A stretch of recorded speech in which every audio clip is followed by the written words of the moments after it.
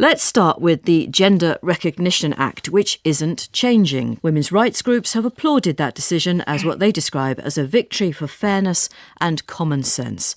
Let's talk to two people who've been campaigning on this issue. Dr. Heather Peto is co-chair of the Labour Party's LGBT plus group. Heather, good morning to you. Good morning. And Dr. Nicola Williams is from the group Fair Play for Women. Good morning to you too, Nicola. Good morning. Can we just, Heather, if you don't mind, start with you. Can you just tell us a little bit about what difference it would have made to your life if the GRA had indeed changed and you were allowed to self-identify?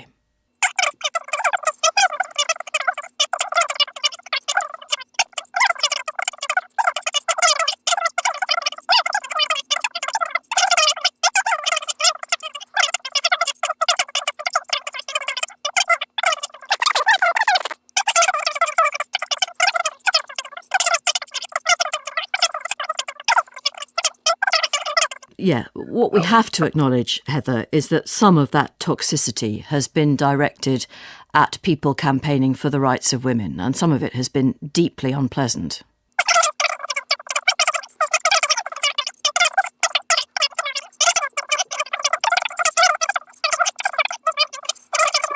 Yes, but you can... the problem with social media is that sometimes, and I'm including myself here, we think it's everything and we think everybody's on it and everybody cares about what's said on it. It simply isn't true, of course. Nicola, Heather is left feeling that she still isn't accepted for who she is. What do you say to her?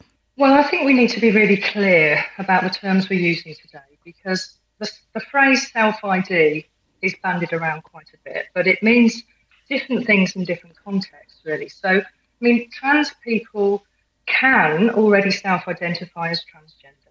That doesn't change. And trans people have laws to protect them from discrimination and hate crimes.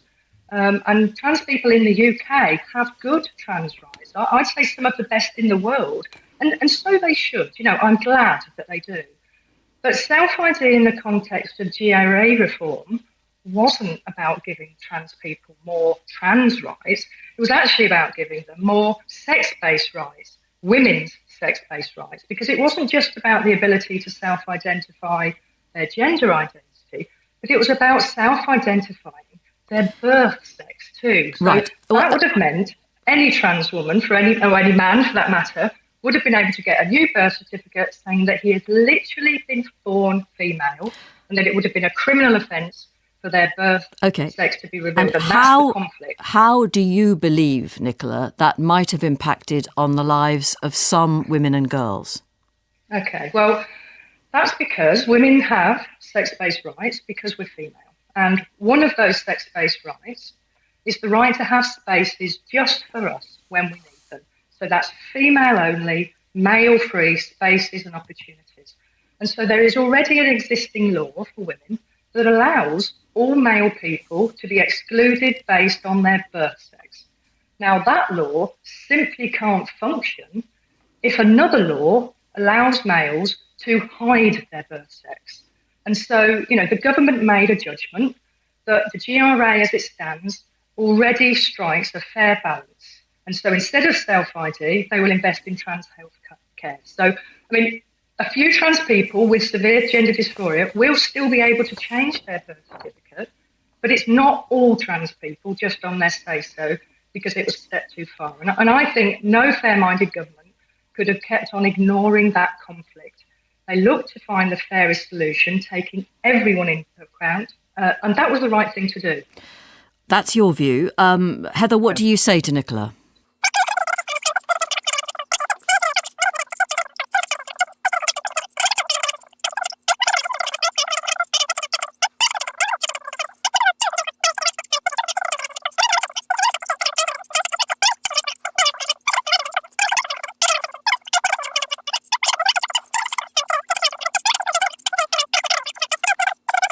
Misinformation, Nicola? Well, no.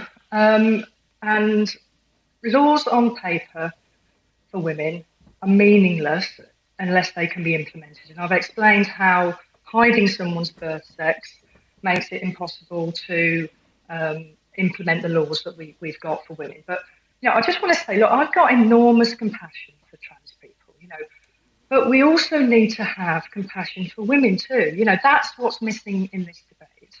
I want trans people to be treated fairly and live safely, but I want that for women too, because everyone needs to be thought of in good policy making. And women still need sex-based rights. We still need male-free spaces. Nothing's changed for us.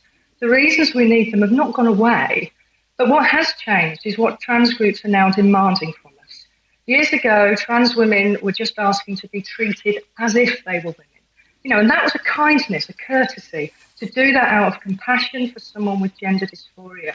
But now, trans pressure groups say that's not enough. We should be forced by law to say trans women are literally female, whether we believe it or not. And that's a problem for women. Let me put that point to Heather. Heather, it does seem to many feminists and to people who support Nicola that it's always women who have to make way and make space for others.